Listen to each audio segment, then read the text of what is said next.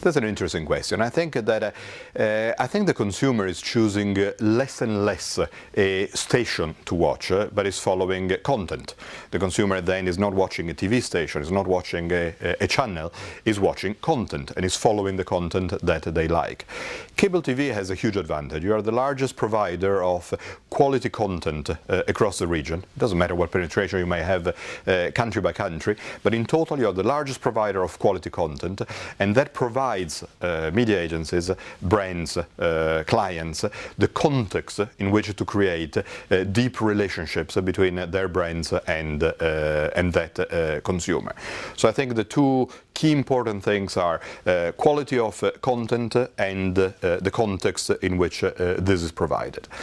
If I have to add a word around it, I think that the more you can be flexible and working with us in partnership to follow this path of creating engaging connections between brand and consumers, of course this is a huge bonus and an added value that we do expect. Well, I think cable television actually offers a huge opportunity for the future.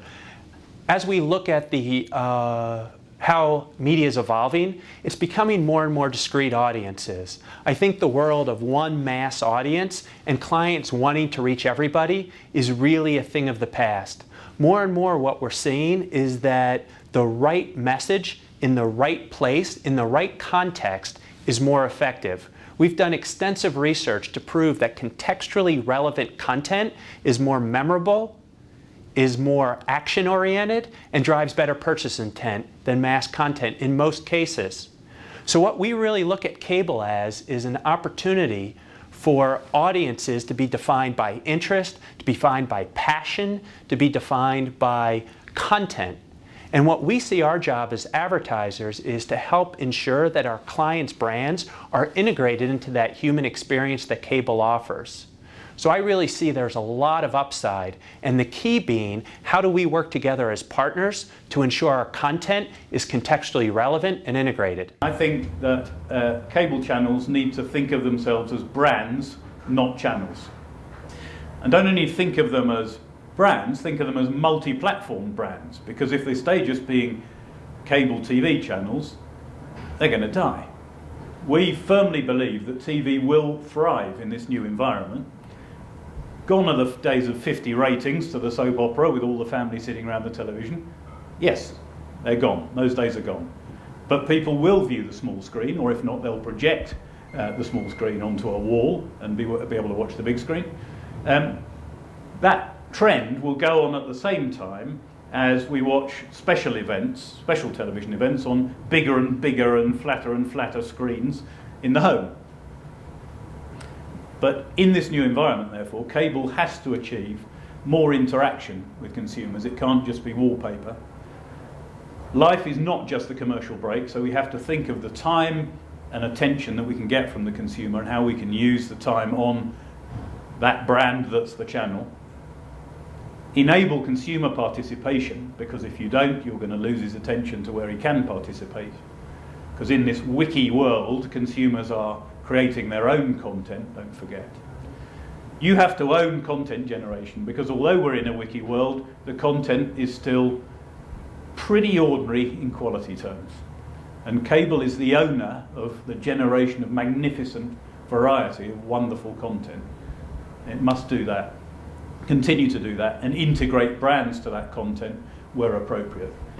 And finally, be very clear what value it's offering to the consumer and to the brand owner, or he who's trying to communicate the values of that brand. Siento que Pay TV, uno a veces le pide muchas cosas a Pay TV, pues también creo que Pay TV tiene que pedirle a los anunciantes y a las marcas y a las agencias de medios que no tengamos miedo. Creo que hay lo que yo llamo una mala inercia de medios. Y no voy a dar nombres, pero digamos, uno con una cosa las hace de una misma manera y siempre están bien, uno cae prisionero de la falta de innovación. Y si no hay innovación, no hay evolución. Y si no hay evolución, no hay diferenciación. Entonces creo que uno como agencia de medios o mismo como anunciante, uno tiene que perder el miedo a innovar, a experimentar y entonces evolucionar. Y Pay TV, como uno u otros tantos medios, da esa posibilidad. Entonces no tengamos miedo de cruzar el charco, no tengamos miedo de tirarnos a la alberca, porque tiene agua, y mucha. Lo primero que cualquier medio de comunicación, y la TV Paga como medio de comunicación, debe lograr es atraer audiencias, es decir, no perder el foco del contenido. Es decir, en definitiva, un medio de comunicación que no tiene audiencia o que no tiene un contenido atractivo para generar audiencias, en definitiva, un poco su ser, ¿no?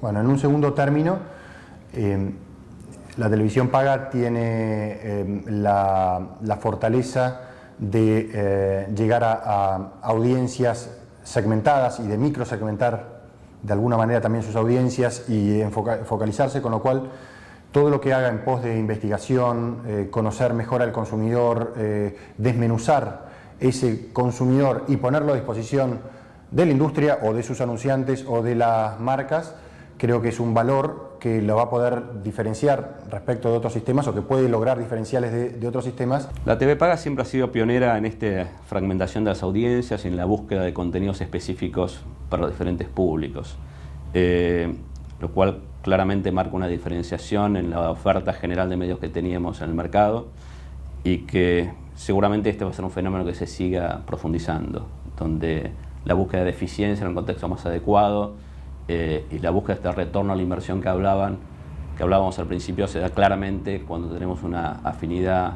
perfecta con el medio, con el contexto en que estamos comunicando nuestro mensaje, nuestro producto, y creo que la televisión paga en esto ha estado orientada desde el principio y que va a seguir profundizando este proceso en los próximos años.